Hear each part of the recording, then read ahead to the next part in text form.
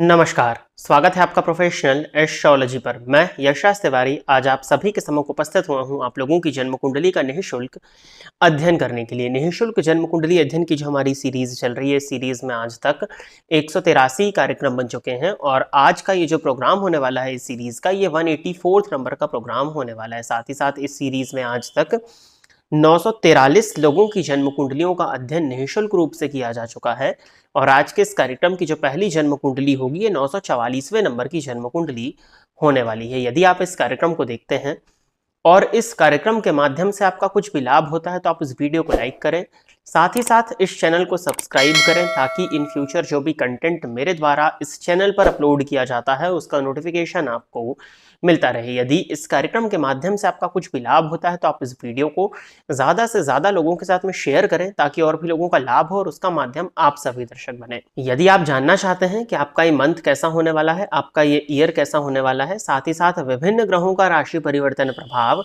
आपके लग्न एवं आपके राशि के अनुसार क्या फल को लेकर के आ रहा है, तो इस वीडियो के डिस्क्रिप्शन बॉक्स में आपको 2 प्लेलिस्ट का लिंक देखने में मिलेगा। उन प्लेलिस्ट में आपके पूरे मंथ का, आपके पूरे वर्ष का और विभिन्न ग्रहों के राशि परिवर्तन का प्रभाव आपके लग्न एवं आपके राशि के अनुसार बताया हुआ है। साथ ही साथ क्या उपाय आपको करने चाहिए, जिन उपायों को करके आप अपने जीवन को और श्रेष्ठ बना सकें, इस विषय में भी चर्चा उन वीडियोज के अंत में की जा चुकी है। तो इस प्रोग्राम को देखने के बाद में अवश्य ही उन प्लेलिस्ट को चेक कर लीजिएगा। साथ ही साथ यदि आप मेरा ज्योतिष से संबंधित पॉडकास्ट देखना चाहते हैं जो कि न्यूज चैनल के द्वारा रिकॉर्ड किया गया था, तो वर्तमान समय में जो आपको आई कार्ड पर लिंक देखने में मिल रहा है, इस लिंक पर क्लिक करते ही आप उस पॉडकास्ट तक पहुंच जाएंगे। साथ ही साथ इस वीडियो के डिस्क्रिप्शन बॉक्स में जो पहला लिंक दिया हुआ है वो उस पॉडकास्ट का होने वाला है। तो इस प्रोग्राम को देखने के बाद में यदि आपकी ज्योतिष में दिलचस्पी है तो उस पॉडकास्ट को अवश्य ही चेक कर लीजिएगा। जैसा कि आप सभी दर्शक जानते हैं, 2025 की शुरुआत बहुत ही जल्द होने वाली है और 2025 में विभिन्न ग्रहों का राशि परिवर्तन प्रभाव, जैसे कि जो प्लैनेट्स स्लो मूव करते हैं जैसे शनि, राहु, केतु, गुरु,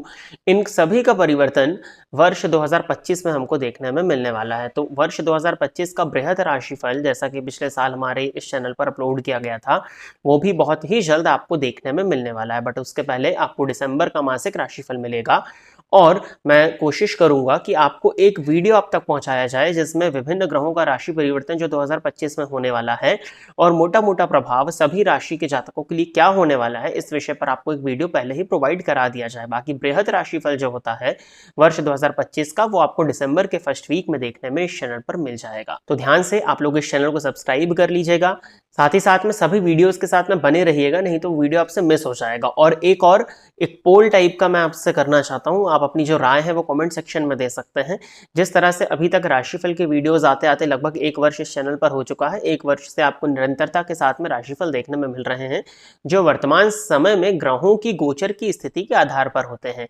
यदि आप में से लोग कहेंगे तो इस राशिफल में मैं टैरो कार्ड रीडिंग की गाइडेंस को भी ऐड करने का सोच रहा हूं कि इस राशि के जातक को इस मंथ में या इस वर्ष में किस गाइडेंस को मानना चाहिए, क्या एडवाइस टैरो कार्ड रीडिंग के थ्रू उन राशि के जातकों के लिए आ रही है, इस विषय को भी हम इस राशिफल के कार्यक्रम में ऐड कर सकते हैं। तो आप में से अगर लोग बोलेंगे, ज्यादा से ज्यादा लोग अगर इस चीज के लिए एग्री होते हैं, तो मैं टैरो कार्ड का जो एडवाइस कार्ड होता है वो आपके लिए राशिफल के साथ में लाने का प्रयत्न करूंगा। और यदि आप लोग नहीं बोलते तो जिस तरह से कार्यक्रम चल रहा है उसी तरह से चलता रहेगा। अब हम बिना विलंब की अपने आज के इस कार्यक्रम की शुरुआत कर लेते हैं और आज के इस कार्यक्रम की जो पहली जन्म कुंडली है ये आदित्य विजय शर्मा जी की है। तो आदित्य जी आप तैयार रहें, आपकी जन्म कुंडली मैं ले रहा हूं। डेट ऑफ बर्थ इन्होंने दिया हुआ है 27 फरवरी 2003 और जन्म का समय बताया है सुबह के 7:22। जन्म स्थान है भटिंडा, पंजाब। कुंभ लग्न की कुंडली है आपकी और राशि आपकी बनती है धनु। लग्नेश चतुर्थ स्थान में है, चतुर्थपति 12वें भाव में जाकर के बैठे हैं और चतुर्थेश और द्वादशेश का परिवर्तन है आपकी जन्म कुंडली में। वर्तमान समय में मंगल की महादशा में शुक्र का अंतर आपको चल रहा है, जिसमें शुक्र आपकी कुंडली के 12वें भाव में बैठ करके राहु की दृष्टि से दृष्ट है। चारित्रिक कमी को प्रदर्शित करते हैं और शिक्षा इत्यादि में मन ना लगे इस बात को प्रदर्शित करते हैं। इन्होंने पूछा है, I am commerce graduate and I want to know whether I should go for civil services or not, also tell me about my financial status. इनका कहना है कि कॉमर्स की फील्ड से इन्होंने अपना ग्रेजुएशन कंप्लीट कर लिया है और सिविल सर्विसेज के लिए प्रयास करना चाहते हैं, सिविल सर्विसेज में आगे बढ़ना चाहते हैं। क्या इनकी कुंडली में इस बात के योग हैं या नहीं, और दूसरी चीज फाइनेंशियल कंडीशन इनकी कुंडली के अकॉर्डिंग। तो सबसे पहले यदि हम आपके फाइनेंसेस के विषय में चर्चा कर लेते हैं तो लाभ भाव और धन भाव दोनों के ही स्वामी देवगुरु बृहस्पति बनते हैं, जो कि जाकर के षष्ठ स्थान में उच्च राशि में वक्री होकर के बैठे हैं, जो कि नीच का फल दे रहे हैं। पहला नेगेटिव पॉइंट। धन भाव के स्वामी का षष्ठ स्थान में जाना ये जातक के जीवन काल में कर्ज की स्थिति को प्रदर्शित करता है, और ऋण के कारक मंगल की दृष्टि 6th हाउस पर पड़ रही है, जिसके चलते आपका जो धन है वो ऋण में जाने वाला है, ऋण में आप फंस सकते हैं, और ऋण में आपका पैसा जो जाएगा उसकी वजह से हो सकता है कि आपको अपने फाइनेंशियल स्टेटस को मेंटेन करने में परेशानी जाए। पहली चीज, गुरु धन भाव के स्वामी होते हैं, और साथ ही साथ ज्योतिष शास्त्र में धन का कारक भी गुरु को बोला गया है। ये षष्ठ स्थान में नीच के समान फल देते हुए शनि की दृष्टि अर्थात विच्छेदात्मक ग्रह की दृष्टि से दृष्ट है, तो कहीं ना कहीं धन की स्थिति में उतार चढ़ाव आपको आजीवन देखने में मिलने वाला है। बट आपकी कुंडली के लाभ स्थान में चंद्रमा और मंगल की युति बनी हुई है, हालांकि इनके बीच में डिस्टेंस ज्यादा है, क्योंकि 26 अंश पर चंद्रमा है और 2 अंश पर मंगल है, तो 24 अंश की दूरी दोनों के बीच में हो गई है।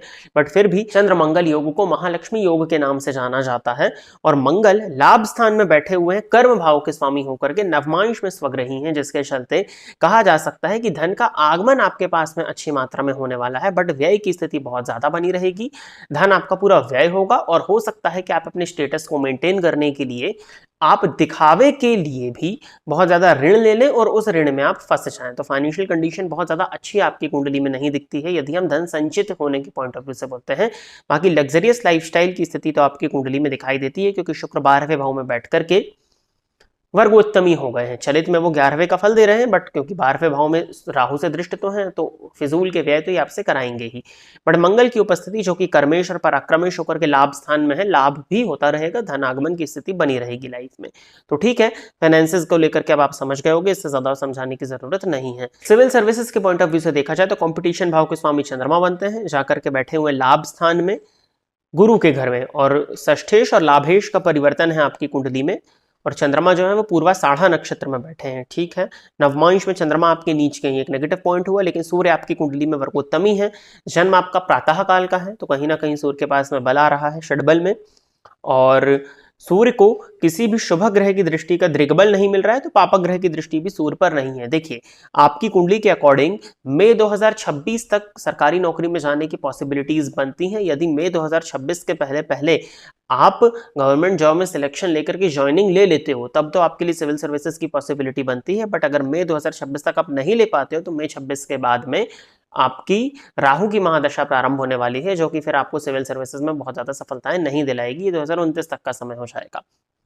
तो यदि आप लेना चाहते हैं सरकारी नौकरी, तो मई 2026 के पहले 2 साल का समय आपके पास है, 1.5 साल का, उसमें आप प्रिपरेशन करके अगर ले लेते हैं तो उसके पहले योग है, आपकी गवर्नमेंट जॉब हो सकती है। स्पेशली जून 2025 से अक्टूबर 2025 के बीच में बहुत स्ट्रॉन्ग चांसेस बनते हैं। अगर इस समय नहीं हो पाता है तो फिर आप किसी दूसरी फील्ड की तरफ स्विच कर जाइएगा। अपनी मदर की हेल्थ का ध्यान दीजिए, मदर की हेल्थ में परेशानियां दिखाई देती हैं, और सूर्य की आराधना आपको करनी चाहिए।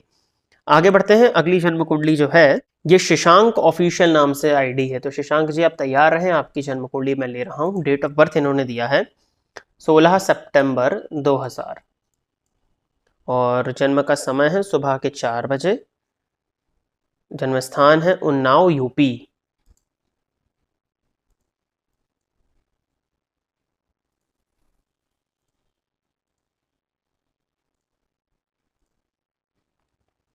सिंह लग्न की कुंडली है, राशि मीन बनती है, शुक्र की महादशा में गुरु का अंतर आपको वर्तमान समय में चल रहा है।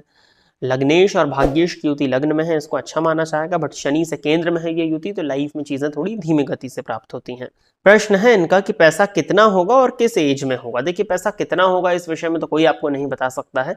पराक्रम के कारक मंगल को माना गया है, वो लग्न में बैठे हैं, और सूर्य लग्नेश होकर के लग्न में है, नवमांश में भी मंगल लग्न में ही है।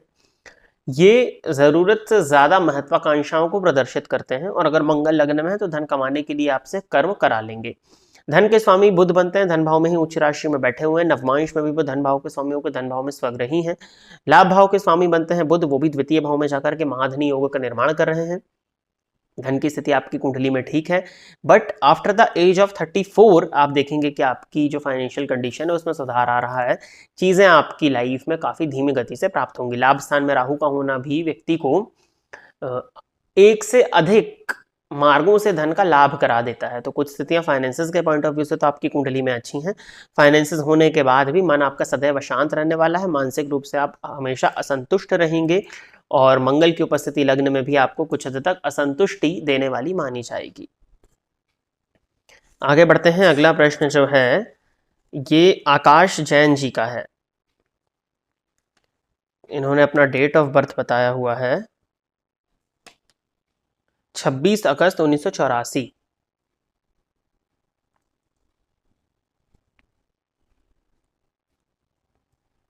जन्म का समय है सुबह के 8 बजे और जन्म स्थान है भिंड।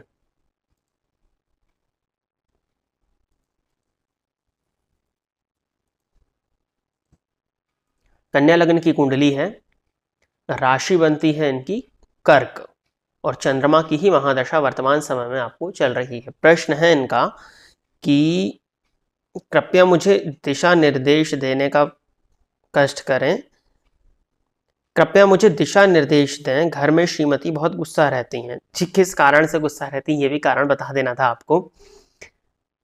चतुर्थ भाव का स्वामी गुरु चतुर्थ भाव में ही बैठ करके शनि की दृष्टि से दृष्ट हुए हैं। तो घर का माहौल फोर्थ हाउस से देखा जाएगा। चौथे घर का मालिक चौथे भाव में ही बैठ करके शनि की दृष्टि से दृष्ट हो गया है। तो ये कहीं ना कहीं परेशानी होगी कि भाव और भावपति दोनों ही पीड़ित हो गए। चतुर्थ के कारक के रूप में आप चंद्रमा को देखेंगे, उन पर भी शनि की दृष्टि पड़ रही। तो घर का माहौल थोड़ा कलहपूर्ण तो रहेगा ही।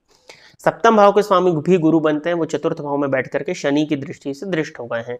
तो सप्तम भाव का जो स्वामी है गुरु वो तो शनि से दृष्ट हो गया, तो भावपति तो पापग्रह की दृष्टि से दृष्ट हो गए। अब सप्तम भाव पर यदि आपकी कुंडली में देखा जाए तो केवल और केवल केतु की दृष्टि पड़ रही है और किसी भी ग्रह की दृष्टि नहीं पड़ रही। एक तरह से सप्तम भाव सुप्त की इक्विवेलेंट ही माना जाएगा। और सप्तम के कारक पुरुष की कुंडली है। तो शुक्र को देखा जाए तो शुक्र 12वें भाव में जाकर के बैठे हुए हैं 28 अंश पर मृत अवस्था में, और नवमांश कुंडली में वो गुरु के घर में बैठ करके गुरु से दृष्ट है, बट शनि की दृष्टि से भी दृष्ट है। तो दाम्पत्य का सुख बहुत ज्यादा आपकी कुंडली नहीं दिखाती है। नवमांश तो देखने से और साफ ही प्रदर्शित हो जाता है कि सप्तम स्थान में केतु की उपस्थिति और लग्न में शनि राहु की युति कहीं ना कहीं, और सप्तम पति नवमांश के छठे में बैठे हुए हैं यानी कि अपने से 12वें चले गए हैं। तो कहीं ना कहीं दाम्पत्य का सुख बहुत अच्छा तो आपकी कुंडली में नहीं दिखता है। अब पत्नी भाव का स्वामी अग्नि तत्व की राशि में बैठा है, तो ये पत्नी के स्वभाव में क्रोध की अधिकता को प्रदर्शित करता है। दूसरी चीज, केतु के नक्षत्र में है और शनि से दृष्ट है, तो कहीं ना कहीं डिटैचमेंट की स्थिति भी महसूस करा देता है वाइफ को। और सप्तम भाव यदि देखा जाए तो सप्तम भाव के स्वामी जो आपके जन्मांक के हैं वो नवमांश कुंडली में भी सूर्य के साथ में ही बैठे हुए हैं। तो ये भी कहीं ना कहीं जीवन साथी के स्वभाव में उग्रता को प्रदर्शित करता है। और नवमांश कुंडली के सप्तम भाव में शनि और राहु दो विच्छेदात्मक ग्रहों का प्रभाव होना और मंगल की उपस्थिति का अष्टम में होना दाम्पत्य में परेशानी, जीवन साथी की वाणी में कड़वाहट को प्रदर्शित कर रहा है। तो दाम्पत्य का सुख बहुत अच्छा तो आपकी कुंडली नहीं प्रदर्शित करती। अब इसके लिए आपको कुछ उपाय मैं बता देता हूँ। शुक्रवार के दिन अपने जीवन साथी के साथ में माँ महागौरी के मंदिर में जाकर के सफेद कनेर का पुष्प आपको अर्पित करना चाहिए। साथ ही साथ अपने शुक्र को थोड़ा सा आप एक्टिव करने की कोशिश करिए, जैसे शुक्रवार के दिन सफेद वस्त्रों को धारण करना, गुलाब के इत्र का परफ्यूम इत्यादि का इस्तेमाल करना। इससे आपके शुक्र को बल मिलेगा थोड़ा सा और मैरिड लाइफ की परेशानी में कुछ हद तक कमी आएगी। ये हो गया सामान्य तर्क। अब एक बार आप अपनी और अपनी वाइफ की जन्म कुंडलियों का मिलान करवा लीजिए। दोनों को मिलान के अकॉर्डिंग जो कुछ स्पेशल रेमेडीज निकल करके आती हैं उनको यदि आप करते हैं तो उनको करने से आपकी मैरिड लाइफ में काफी हद तक सुधार आपको देखने में मिल जाएगा। मिलान इत्यादि यदि आप कराना चाहें तो इस वीडियो में जो नंबर दिए हैं उन पर आप व्हाट्सएप के माध्यम से कांटेक्ट कर लीजिएगा। अभी जो मैंने आपको उपाय बताए हैं इन्हीं उपायों को करिए। तो प्रिय दर्शकों, इतनी ही जन्म कुंडलियों का अध्ययन करने के लिए आज मैं आप सभी के सम्मुख उपस्थित हुआ था। आशा करता हूं कि जितने भी लोगों की जन्म कुंडलियों का अध्ययन मेरे द्वारा इस निःशुल्क जन्म कुंडली अध्ययन के कार्यक्रम के माध्यम से हुआ वो सभी लोग संतुष्ट होंगे। यदि आप इस कार्यक्रम को देखते हैं और इस कार्यक्रम के माध्यम से आपका कुछ भी लाभ होता है तो आप इस वीडियो को लाइक करें, साथ ही साथ इस चैनल को सब्सक्राइब करें ताकि इन फ्यूचर जो भी कंटेंट मेरे द्वारा इस चैनल पर अपलोड किया जाता है उसका नोटिफिकेशन आपको मिलता रहे। यदि आप भी अपनी जन्म कुंडली को इस कार्यक्रम में सम्मिलित कराना चाहते हैं तो आप अपनी बर्थ डिटेल्स जैसे कि आप अपना नाम, अपने जन्म की तिथि, अपने जन्म का समय और अपने जन्म का स्थान, ये चारों ही चीज़ें किसी भी स्पेसिफिक प्रश्न के साथ में इसी वीडियो के कॉमेंट सेक्शन में दे दीजिए। आज के इस कार्यक्रम में बस इतना ही रखते हैं। नमस्कार।